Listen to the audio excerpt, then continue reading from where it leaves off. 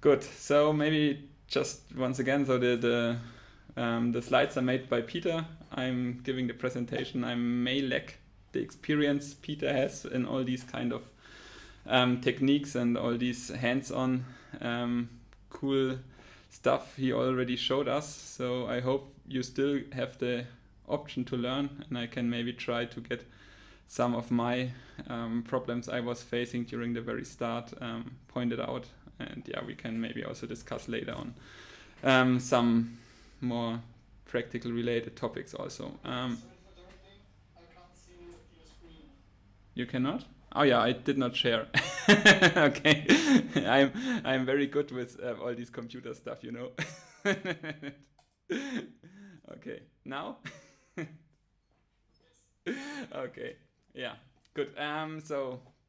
So far nothing missed, so we can just go to slide 2, and now it's working. Okay, so first things first.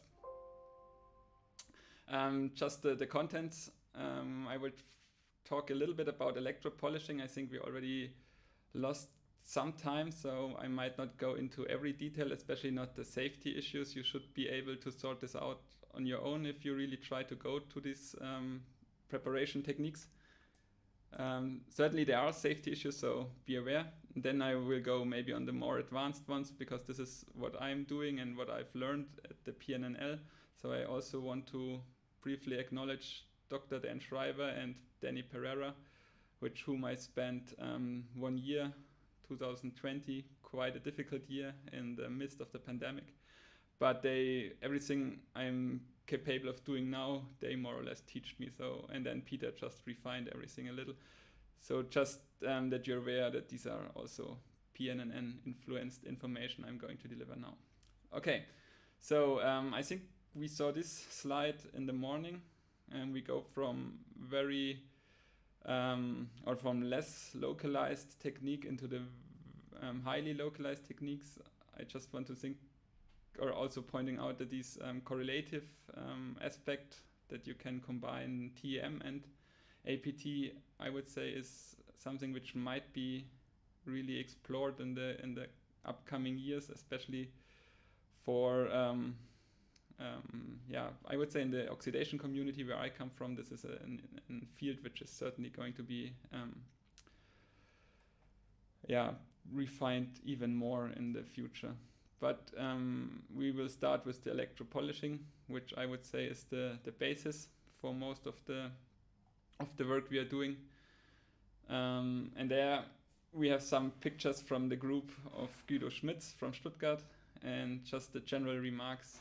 So you need to be grounded to preserve the state of your specimen as good as possible. If you have, or if you wear long hair, you should just really need to get them out of the way. So tie them up behind your ears or whatever can be done with long hairs. It's certainly helpful to avoid pressing on the sample, and the same is true for the UH3 part. So if you're deciding to open certain locks or maybe disassemble parts of your APT or other UHV systems, you should really not press into these sealings. And of course, samples should be stored as dry as possible, and the best would be to avoid contact to atmosphere, so it's just store them in a dry environment and under vacuum. Okay, electropolishing. So my experience with electropolishing is more dating back to my time in France, where I learned how to use STM, and there was, essentially was exactly the same thing. We need to sharpen a tip for scanning tunneling microscopy, and it is tungsten, because tungsten can be usually sharpened quite nicely in an solution, or normally electrochemically sharpened in an I think mostly it's sodium hydroxide solution. So this is what can also be done by electropolishing. There are two ways. One way would be to contact everything as a wire, and then move the wire into the solution and remove them until you form this neck, which is shown here in between picture A and B. And at a certain point, the lower part of your needle gets heavy enough to really draw a super thin connection, and at one point it will just cut on the thinnest part, and then you are able to get an APT sample or maybe also a tip which can be used for STM. There are different stages for polishing. There is some procedures which are rather rough, just to thin them as much as possible, and then certainly you continue with the fine polishing, which is then normally done in like a drop, for example, or just you have a loop out of a platinum wire where you can have your solution as just a thin film of liquid, and then what you're then essentially doing is moving the tip through the solution to get an even sharper part. But depending on your skills, it might be already possible to get a quite sharp tungsten tip, for example, by the procedure displayed in figure A, or part A of the figure. Yeah, so this is what's how the material looked before you start with the polishing. So for softer alloys, you can use wires up to a diameter of 1 millimeter, but the thinner the better for sure. And for the stronger alloys or the not as soft alloys, you need to consider lower diameters, so 0.4 millimeter as a benchmark, and you should try to get them somewhere thinner. So this is an actual image from a lab, so these should be then more the soft alloys.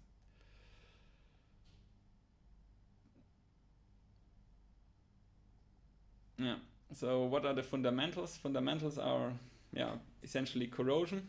So this is a German as a figure from a German textbook, and it just displays how iron is dissolved in a solution. And there are things to consider. One thing is the diffusion layer, also sometimes called Helmholtz layer for those who are more working with electrochemistry.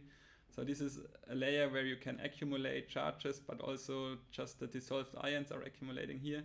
And as long as you have a stagnant solution, it might be rather a large region directly adjacent to your surface. The surface itself might have an oxide layer, which you need to get rid of to dissolve your material and ultimately thin it by this. And this is a current density potential curve. Here shown for iron or steel. So there is this region when you just higher your potential, starting from the equilibrium potential, the corrosion potential, where you're expecting an active solution of your metal. Then you see in most of the metals you see an active-passive transition, or especially in most of steels, you see these active-passive transitions. And then you are in the passive region, and the passive region is certainly not the region where you want to electropolish your sample, but you need to reach the transpassive region, or you already dissolve it in the active region, so depending. And this just should indicate that certainly your voltage and your current density are of high importance, but also you need to consider electrolytes, because these current density potential curves are also dependent on the electrolytes. And you should know which alloy you want to polish, so therefore everything else is also changed by just the alloy type you are treating. This is just a table summarizing most common polishing agents. Here I just want to highlight the iron-based alloys, the steel ones. They are using perchloric acid. Perchloric acid is an acid which appears quite often on this table, or generally a good etching solution for metals. What you also have is here a mixture of nitric acid and HCl. What is the Salzsäure in German. What also is possible is some basic solutions. So, and now we are already at the safety issue. So with the perchloric acid, which is a quite universal standard polishing agent, you do have the danger of forming an explosive solution, and so you should always treat your sample when possible in the fume hood, and you should avoid to dry it, because this is a picture taken from an explosion of 1,000 liters perchloric acid. So this is a severe danger you're facing if you're handling large amounts of perchloric acid. So just be aware it's dangerous, and then take the right precautions. Same is true for HF. HF is also in semiconductor industry still extensively used, but can also be used as a solvent and solution for electropolishing. And the nasty thing about HF is that you might think that you're not really contaminated when you get a drop of HF on your skin. I hope that most of you have heard this at least, and this is quite scary story, but I think most of it is true. So just take precautions when also using HF. So you may not feel the pain, which is stated here, but still the HF can penetrate your skin and dissolve or bind the calcium in your bones, and then you don't have much fun afterwards. So once again, be familiar with the dangers you're facing, and then just wear the right safety equipment, and always be cautious. Again, and just a summary of problematic combinations which should be used with high caution. So again, there could be nitric acids when polishing of zirconium. Also tantalum, niobium have this nitric acid as a part. Again, we are seeing perchloric acid as a general universal electropolishing solution. Further below, it's mostly nitric acid.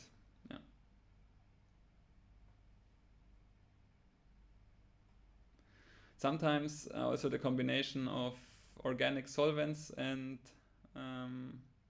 acid solutions can cause problems. So I worked at a chair where there was a kind of unfortunate accident by just a little residual of organic. No, I think it was a little residual of etch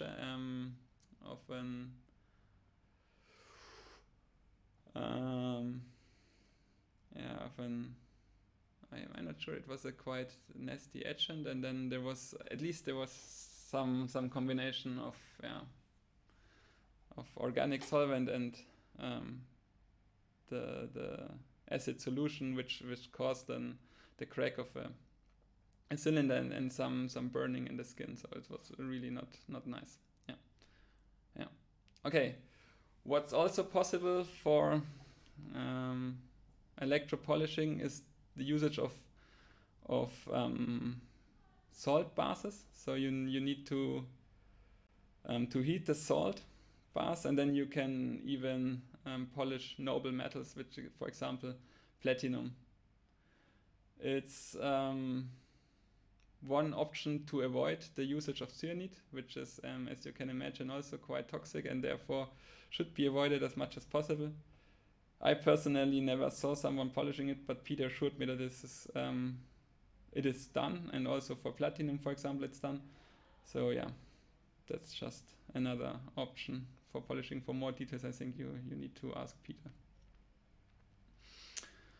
Okay, and now a special case which is not directly related to the measurement of samples, is it related to the measurement of samples, but it's not the sample we actually measure. So what we are also doing quite frequently in the lab here in Erlangen is to use the methods I just tried to briefly introduce to sharpen a grid. And for the grids, we use either tungsten or molybdenum thin foils. We cut them, for example, with a laser cutter in a pre-shape, which is then electropolished with the last fine electropolishing step, which I showed you some slides before. And these are the the tips that then can be used to store lift outs or to attach the lift outs on it. So this is a really nice option to get a grid with 5 sample posts, all prepared in a rather fast and reliable fashion, almost same height and quite cost efficient. So I think there are pictures coming later where you see how the grid looks before the thinning. And another big advantage of using these kinds of grids is that you can also insert them in the Geol TM holder and then thereby just use them for correlative TM and APT analysis. In the configuration you see here, you are not able to use a double tilt holder. I think when you decide to use a double tilt sample holder, at least for some Geol applications, you might remove or you might need to remove the tip from the sample holder, put it in the double tilt Geol holder. But this is also quite reliably done with the 2 holes that are inserted here. We will show this later in a small animation, because these holes are have the right distance to use tweezers, and then you can fairly safely handle them with the tweezers. So I say fairly safely because I'm still a little afraid that I will lose my quite extensively polished APT needle, which is sitting on top of these sample posts. But Peter is quite capable of handling this without really losing the sample. So I think he mentioned that he used this for 3 years without even losing one sample. So I'm not there yet, but it's definitely possible by these kind of arrangement. And I think he inspired a company in Australia to manufacture these grids, and you can order them online. So this is the link, just a small advertisement for those who want to use these kind of configurations. You can either go to these suppliers or maybe ask us for some more information how to laser cut them directly from a thin foil. Yeah, here is the picture which I just mentioned, where you see the grid before electropolishing. So the final location where the tip is attached, your TM lift out, is somewhere here where it's getting thinner, and the whole process for the 5 needles, if you are trained well enough, it should be possible to get the prefabricated mesh into this 5-post electropolished mesh in less than 30 minutes, I would say. Okay, and with this now, because we prepared our posts to attach the Fib lift outs, we can directly switch to the Fib-based methods. Okay, first to start off with the fundamentals. The Fib column or the ion column in general does not look much different from an electron column. So I assume most of you saw these in some lectures already. The idea is you focus an ion beam, and with the interaction of the ion beam and your sample, you can either deposit metals to protect, for example, the region you want to investigate, or you can also cut or sputter your material. The accuracy of your beam again depends on the voltage you're using, and also the beam size or the focus you can reach is also highly dependent on your parameters of the electron beam, and most essential beside the current is certainly also the voltage. So these are things to consider at which current you want to cut. So the more current, the more material you remove, but also you can play with the voltage just to lower the interaction volume of your sample with your ion beam. So these are the two main considerations you have to be aware at the beginning of the preparation. So in a gallium Fib, you are mostly producing, or you have mostly neutral particles, and you again also produce neutral particles and some ions and some electrons. As you know, you can also use the Fib to create electrons that then are used for imaging, but there are no backscattered electrons. You have to be aware that you do implant certainly part of your gallium. So this is an example for gallium Fib. So now I'm talking about gallium implantation, and there might be some processes, for example, redeposition, which can also cause you some trouble during the preparation process. This is some simulation that you get a feeling about the depths of penetration of your ion beam. So ion normally penetrate much deeper than electrons, and this is also dependent on the voltage. So at 30 kV you have a quite high depth of penetration, whereas with a 10 kV you get a rather localized implantation of ions into your material.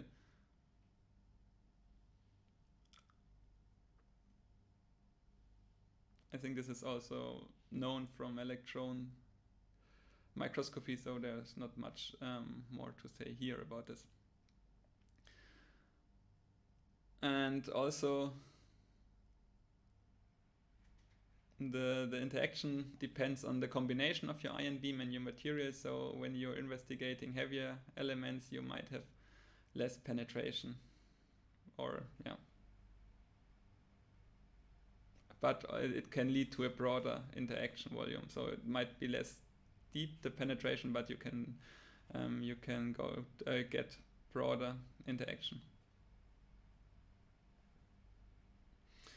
Another point which is interesting is that the sputter yield is also dependent on the incident angle.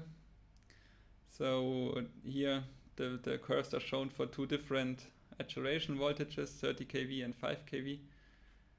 And then you see that you reach different incident angles.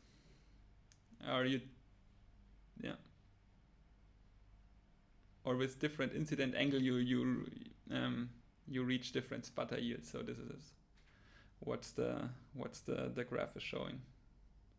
Yeah, and an example is here shown for gallium and iron. So the highest sputter yield is reached when you move to rather low sputter angles or incident angles. So now some examples of shapes that can be realized with the Fib preparation. One thing which is quite important for lift outs is the milling of a trench. So you go into the depths of your material just to isolate the region of interest. But you can also just go as a rectangle on the plane surface. So it really depends what you want to do.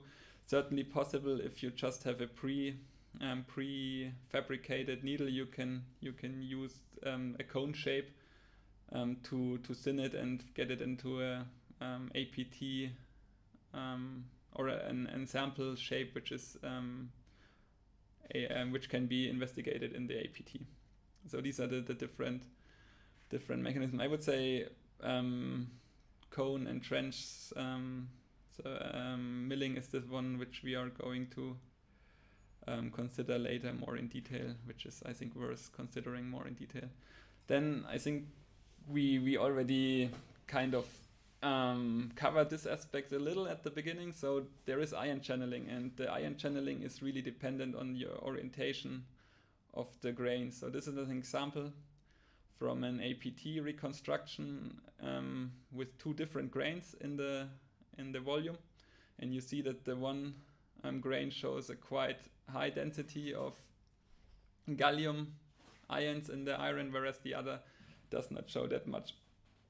And this is just something to be aware that also the channeling is a big effect for your contamination in your sample. So it's really important that you consider how much Fib damaging you introduce into your material, because otherwise it might just interfere with the measurements. So you want to avoid as much gallium damage in your sample as possible.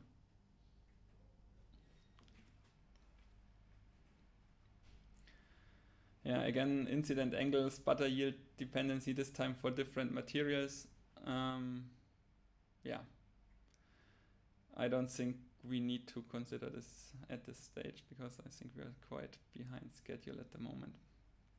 Okay, so something really to consider when knowing that a higher voltage leads to more penetration or to a deeper penetration into your material is the choice or the selection of your acceleration voltage during the preparation. So the idea would be to go as low as possible and still see all the features. So here you see that the image quality, or at least the contrast of your images, gets less clear with lower acceleration voltages. This is or could be a problem if you really want to prepare site-specific samples from grain boundaries, for example, or for small inclusions or something like this. So this is so it's not always possible to go as low as 10 kV, or you might need to have some training to really go to the really low acceleration voltages. What I usually do is start with the 30 kV and then extract the sample volume I want, and add towards the end of my preparation, I add an additional cleaning step at low energy, for example at 2 kV, rather low current, and then just to polish and remove most of the gallium implanted region. So this means that I'm already sharpening my tip, but I don't put the region of interest at the very top, and then just by this very last step to clean, I remove the for example 100 nanometers from the top of my tip, and still thin a little more by this last step, and then get rid of most of the gallium damage. So this works also fairly accurate. So this is also a possibility. So you can either really start with the rather low acceleration voltage during the Fib preparation, or you do the high voltage preparation and then add another small short cleaning step. One has to say that the cleaning itself, if it's done at 2 kV, it's even more difficult to see where you actually cleaning your sample. But since you are just there for the removal of the Fib damage, it's not as important as during the cutting to be 100% accurate. So you can just observe the progress of your cleaning during the scanning with the ion beam. You can observe it in the electron beam, and it works fairly good. Yeah. This is what I just try to and I did not really try to tell this, but this is also what I just said, that the top of the tip is more contaminated usually with the gallium. So during the cleaning step, you can try to already remove the top of the tip, and then with the low voltage, you don't get as much implementation of the gallium, and then you're just analyzing the region below, which is a good idea if you don't need to be as site specific, or you can get your region of interest at the right location of your tip. It needs some preparation, but it normally works quite good.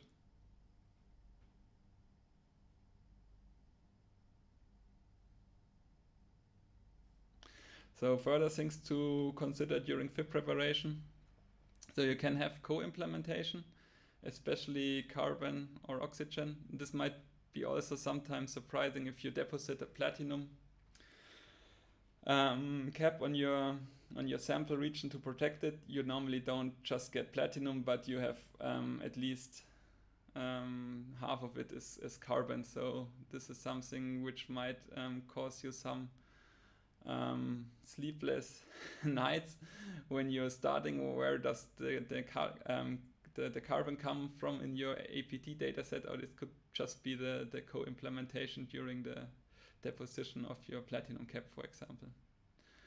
Also, what can cause you some issues is the platinum precursor itself. So we do have some problems on one of our fibs that the platinum, the GIS needle is not really as tight as it should be, and then it's just leading to deposition during cutting, which can also cause some problems.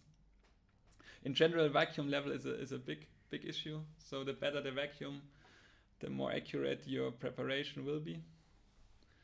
And also related to the gas injection system, you should be aware of the exact position of your needle to avoid shadowing. And this is also some lesson I just learned very painfully the week before Christmas, where we replaced the gallium needle to solve the issue regarding the evaporation of platinum when we don't want to deposit platinum. So we had the choice to insert a new one, which I favored. After doing this, and the position was slightly changed, and I ruined 4 tips in a row just by shadowing the region where I want to glue the tip or the lift out on my tungsten tip.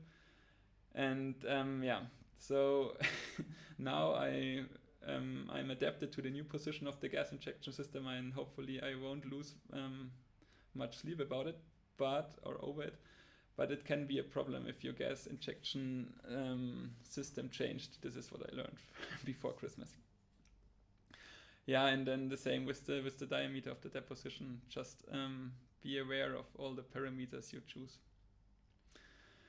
So here once again, or not once again, for the first time, the sequence of Fib preparation is shown in images, and how we come from the lift out of a bar to the pre-sectioning of the bar and the attachment of a smaller volume, then to a pre-sharpened triangle, tetragonal shape, and then do the pre-sharpening in the fib, and then the final milling in the fib, and this is now then finally the region which we then can investigate in the APT. And so Peter's story is that it took him quite some sessions to acquire the capabilities to prepare the needles with this high accuracy, but it was shown or he proved during his active lab time that it is possible to reach a rather high success rate. I have to say that this might be also a little bit related to the kind of samples that are investigated, because what I learned from colleagues at the PNNL, if you're investigating interfaces from metals oxides, you are not really targeting for the 100% success rate, but you're maybe rather happy to reach 30% to maybe, if you're getting better and better, maybe 40% success would be quite good achievement already for the rather inhomogeneous samples, also including oxides where you don't go for voltage measurements but for laser measurements, and then it's just getting a little bit more probable that you fracture your sample during the acquisition or even before. Yeah, so in numbers, after preparing 1000 samples, Peter has reached this rather high success rate until he decided to go for more experimental stuff, and then it's not really adding up to this to the take-home message. So the take-home message is, the more you train, the easier it is to get the high success at the APT measurements. And what also always helps, and I would really advise not only to listen to my 30 minutes introduction into the Fib preparation, but also to get to the literature and really read those papers that are listed here. I think I started, of course, with the Larsen Atom Probe book, but also from Baptiste, quite nice paper on sample preparation out there. there is this Thompson paper, which I think is fairly well known over the community, where it is described how to prepare the lift outs. Peter has something out, and I mean, he's quite drastic. It's not really an option, it is a must. And yeah, that's certainly true. And another thing you should not underestimate is to talk to colleagues who are more experienced than you are, because you can always take away a little something from every different technique which works. And then in the end, you just build up your own capability or your own kind of iron or fib milling preparation skills by just taking what you think is the most helpful for the sample geometry or the region you want to target to prepare in the APT. This is my advice how to proceed in this field of sample preparation. Okay, now some very basic instrument-based ideas. So you can choose or select between different structures to support your lift out after you lifted it out. The one which is commercially available but rather expensive are the this MT arrays.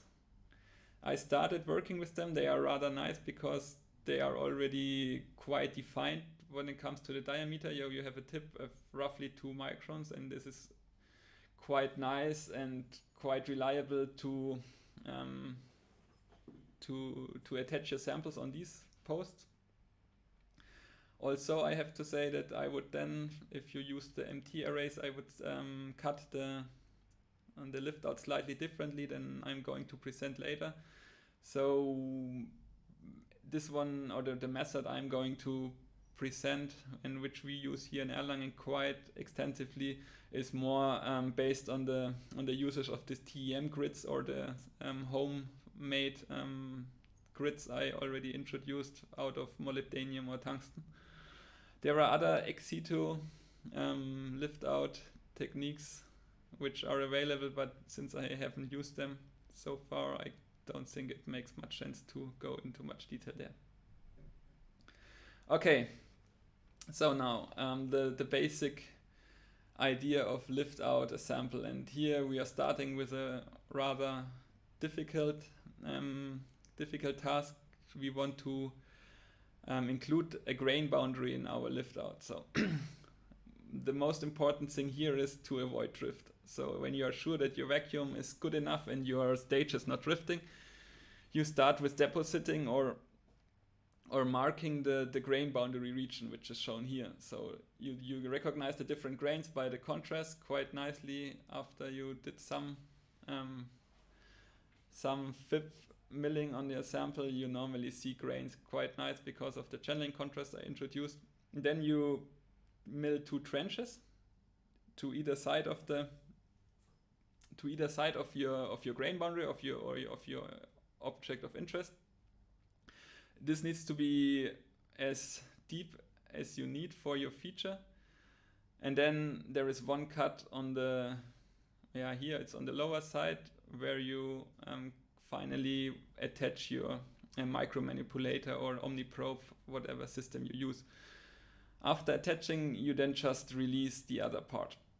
And as shown here, there is it's a 52 degree tilt, or it's just because the iron source is tilted 52 degrees to your surface.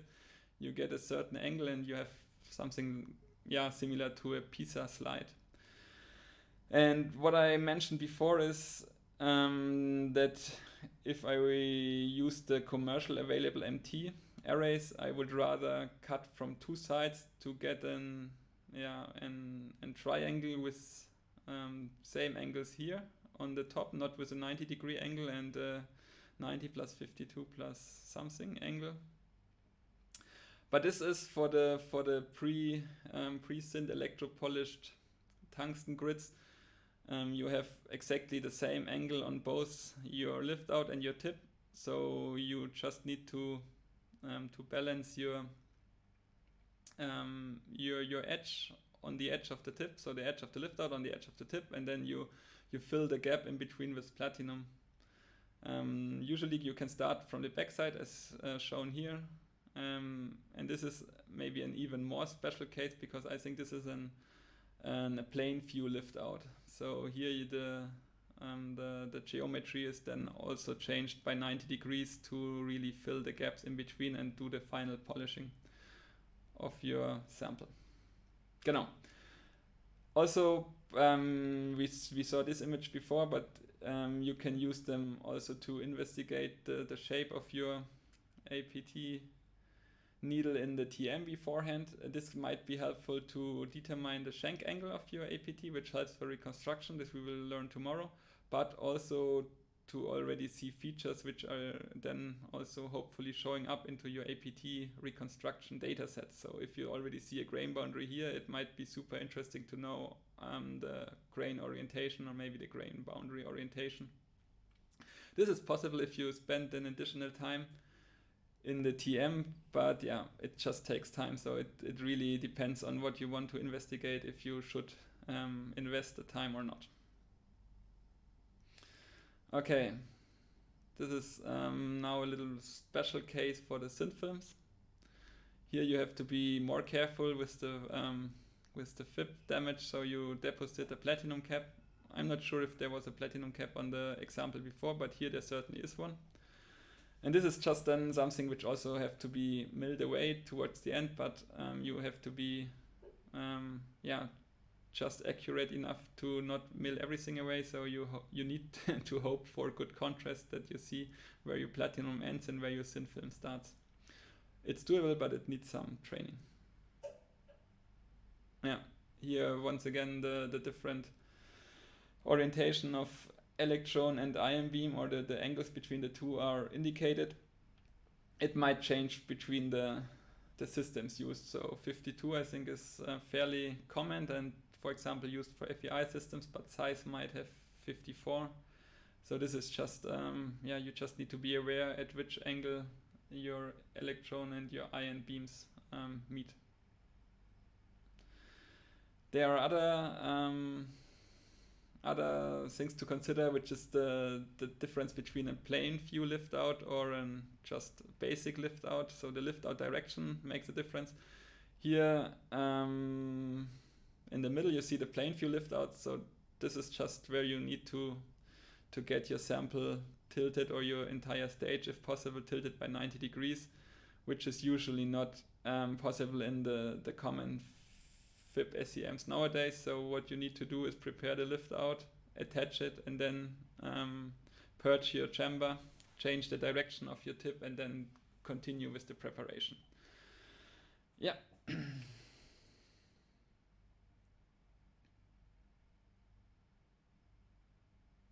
And this is, I think, described here, that you have to even do 290-degree preparations, also two times a rotation about 90 degrees during the preparation. So this is then getting fairly complex, so it really depends on your sample geometry and where you want to have your region of interest. Okay, here's an image for the broad ion beam sample preparation. This is actually combining two different grids. Does it work? Yeah. So you have one grid with your sample on it, and the other grid which is present.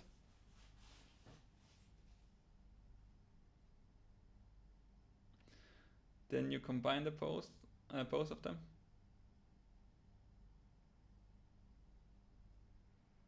And insert them into the sample holder.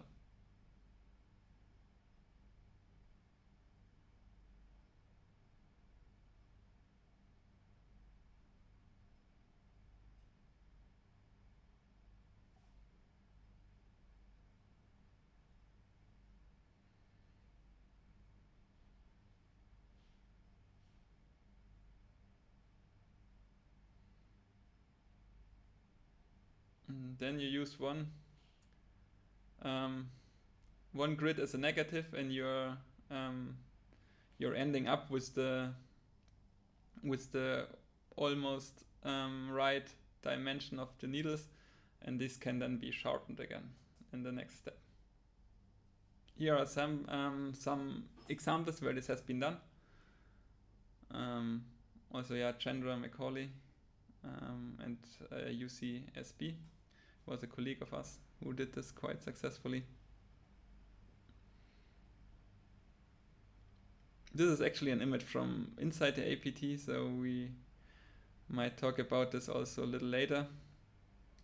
So this is just the interaction of the laser during a laser measurement in the APT. Yeah, it's fairly nice to see it. So if you see the reflection, you're quite good or quite close to acquiring actual data. Yeah, and here, for example, this was done to also get the grain boundary investigated of an aluminum oxide, which is, I would say, quite interesting. And what they see is then segregation along this oxide, which is, I would say, something really worth the effort, because it is quite often a question during the oxidation research, how the grain boundaries in the oxide layer behave. For example, the reactive element effect is normally associated to segregation along grain boundaries, but also just normal metal samples do have quite interesting effects related to grain boundary segregation. And then I just want to tease also the determination of interfacial access, which is a quite nice technique that our toolbox covers with a quite convenient workflow, and we will introduce you on Friday into the determination of interfacial access. So yeah, everything I told you about lift outs, I did not really consider getting the part you lifted out into the right shape, and the right shape would be a needle and the tip. So you normally get this done by applying a ring pattern, but then you are tilting your sample that you look with your ion beam directly on the surface, and from there you start milling different rings with different diameters, getting thinner and thinner. And this is one problem when you really want to include certain features which are rather narrow, for example grain boundaries into your tip. You really have to be aware where the location of your grain boundary is during your preparation, because you might have minor movement of your samples during the preparation, and then you should always check the electron image also to ensure that the grain boundary, for example, is still in the center of your volume. Another option which Peter normally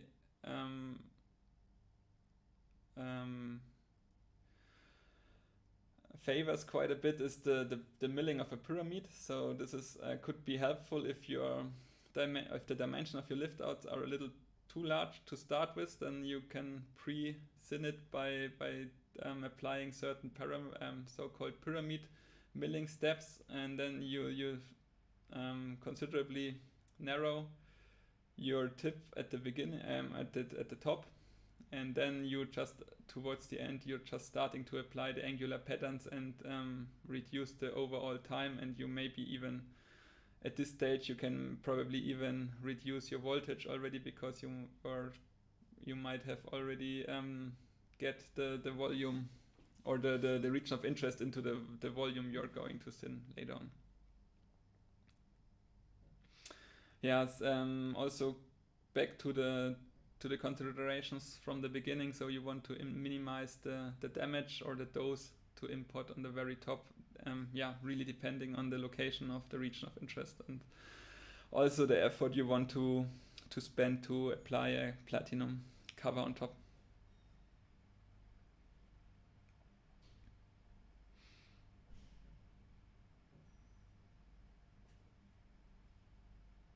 Good. Here are some examples to check, or some examples where needles has been checked in the TM. I think this one is quite nice, the chromia, where you see all these different features already happening.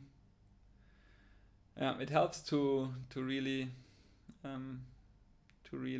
get the idea what you're seeing in your investigated sample volume later on.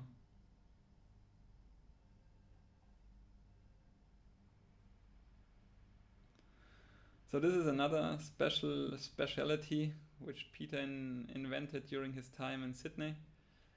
Actually, I've never used it, but it's kind of a special tool to clamp and prepare needles, a special holder, which can be used in the LEAP, the CTEM, and also in the Fib STM. Yeah, I think you get the idea when you watch the images, how it's really done. So here is the CTM, for example. Yeah, so that is a good control for the sample handling, and I think it's in certain ways it's worth the effort.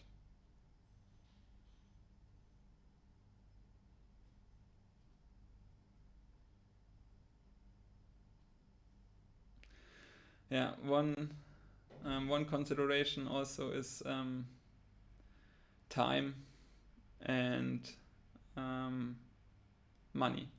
So time in the Fib could be quite expensive, but also there might be lots of users who want to use the Fib. So there are sometimes you just need to consider how much time you want to spend on the Fib, or how much time you can spend, because just so many other users also try to get instrument time. And then it might be a good thing to consider prerequisite techniques to get your sample into the right shapes. One option is shown here, that you first use grinding techniques to get it in a rather defined shape before even starting the Fib milling process.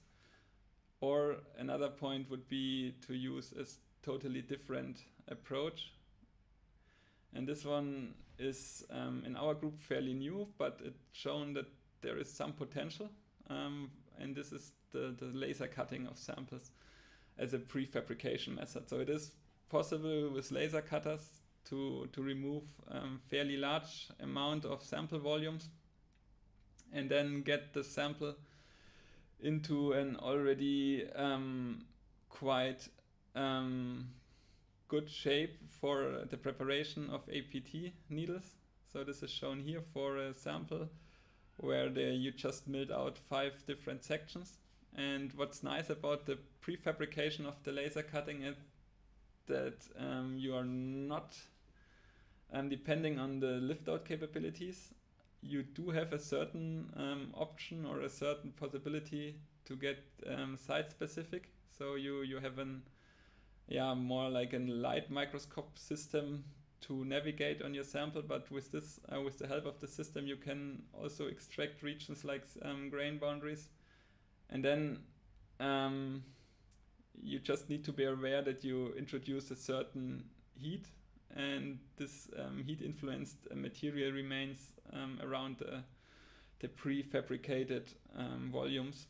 So there is still a little time needed in the Fib milling at the moment, but there is a parameter study in progress, and we try to find options to reduce this even more.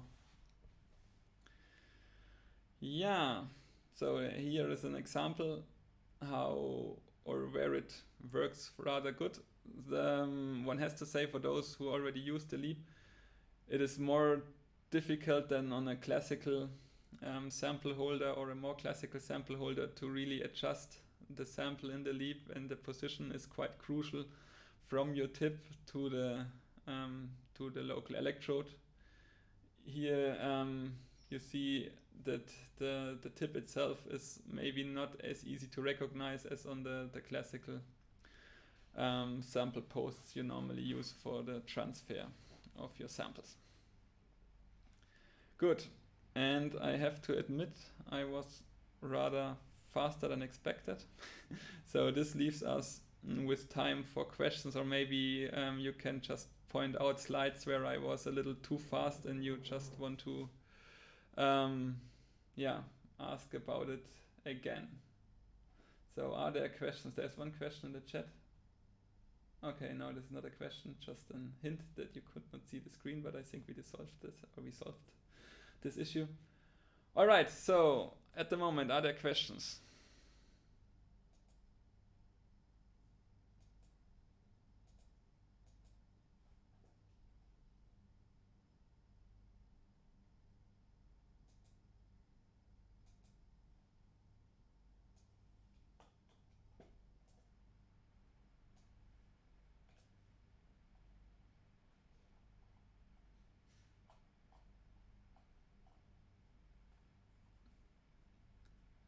So no questions, or are there questions?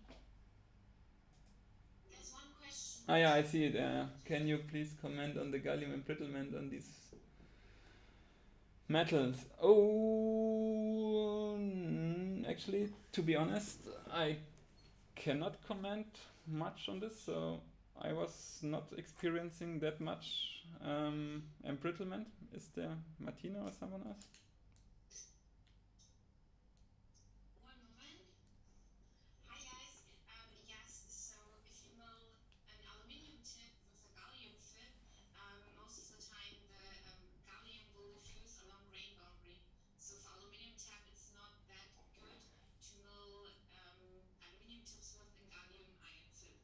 But if you mill the sample at cryo temperatures, these cryo temperatures prevent the gallium to diffuse along the grain boundary.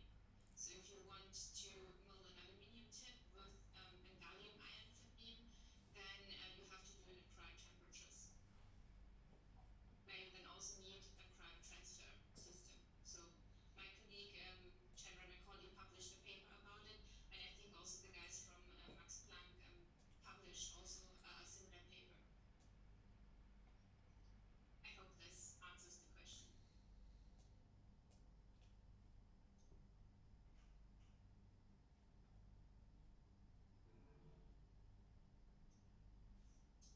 Right now, as far as I know, yes. But maybe there's also other elements where that could be a good use for. Because cryo transfer system and cryo electropolishing, so atom probe tips, is just recently established or developed in the last years. So there might be also some other elements, but a main focus was on aluminium. Yeah, but one has to say that it is not a super easy task to really establish this kind of transfer system.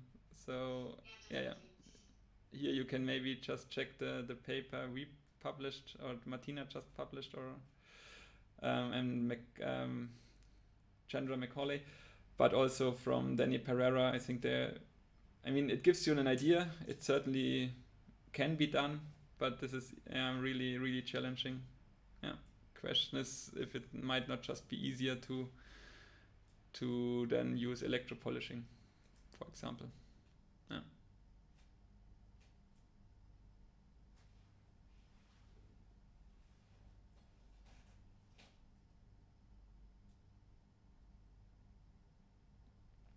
Okay, other questions?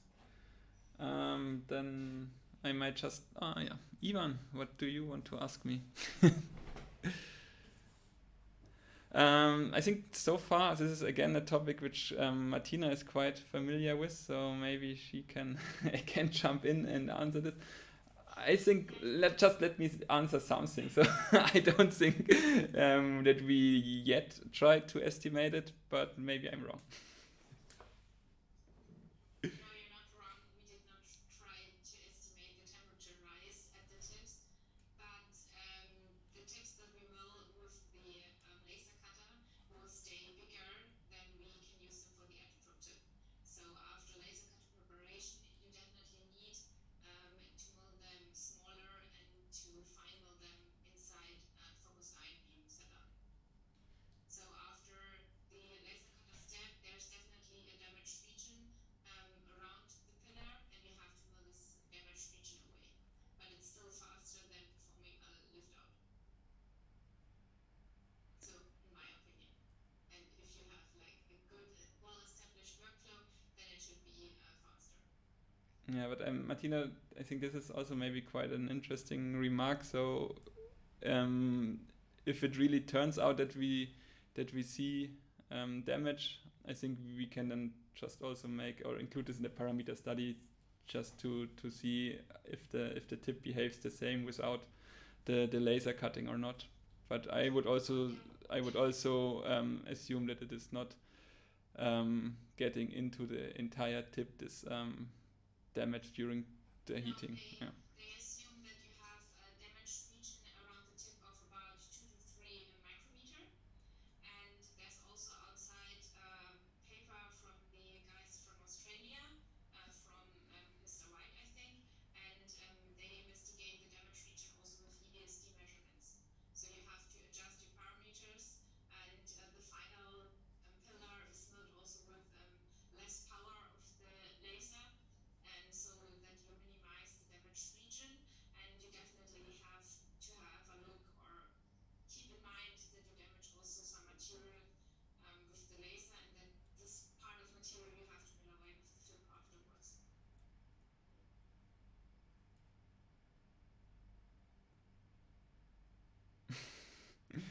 Oh, this is a really good question. The question is if I do have any tip for acquiring high resolution image of final tip in the Fib for the reconstruction. I would rather not try too long and too much, because then you will certainly deposit something on your tip and get it dirty again. So if really needed, I think you should rather go for the TM option.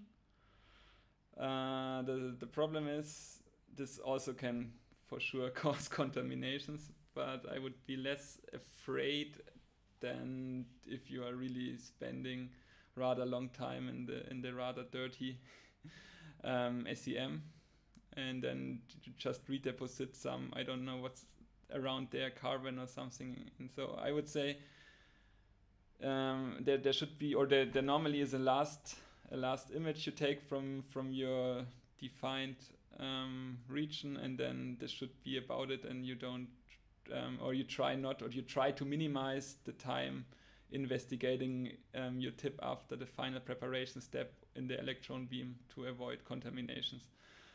Yeah, and for the reconstruction, we will talk about this tomorrow. I think it's not really an super, how to put this right. I mean, it's not super satisfying, but usually it really helps to just try to get the shape right by the parameters you can adjust. Yeah. But if you really need the information, I would rather go for the TM if possible. So really go for some correlative analysis and use this TM grid-based techniques. Oh yeah. Not yet actually. So the question is if I do have some advice to avoid damage of the tips after TM investigation. So far no. But I have to say I'm just starting to do this, but I'm not aware that this might be directly correlated. It could be that maybe you need a little more stable, thicker weld.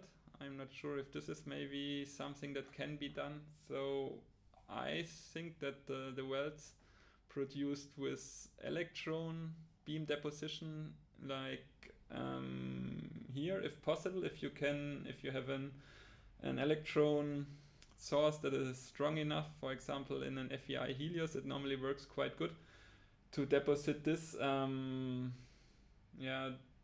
this region. You deposit the platinum by using the electron beam, and I would say this leads to a rather stable connection between your tip, and certainly you can also consider this backside contact.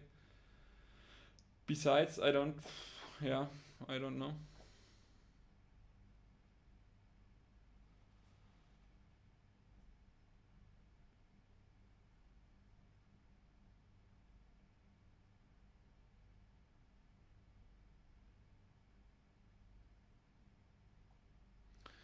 Yeah, I don't. So there's a question if the contamination really make the tip easy to fracture. I hope that I did not really say this, because I certainly did not want to imply this. I think really the contamination, the problem is that you measure things you just don't want to see, and then everything might be more difficult to interpret.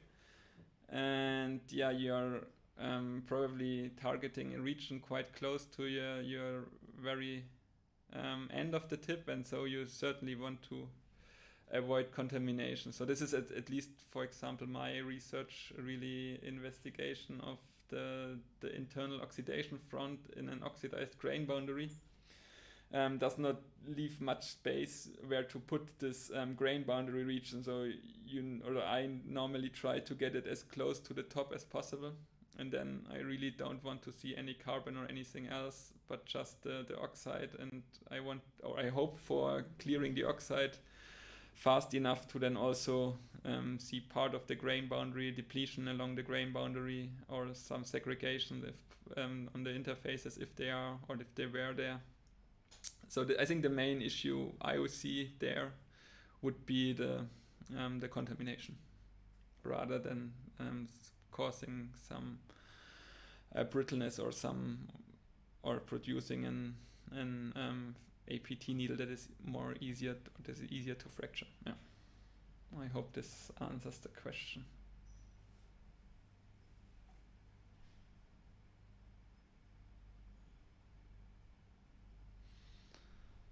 So then probably also just a short remark on the toolbox. I hope that you received the link. So those who have not received the links to download the toolbox as a packed version or the data sets we are going to work with in the next 2 days, they just can send me another email. I think it should work. There was one issue, but it was solved. So yeah, this would be then, I think, most for today. Yeah. Sorry if I was a little too fast on some slides, because I was just too afraid I lost time at the very beginning where I did not acquire the setup fast enough. Good, so I think I'm stopping the recording now, and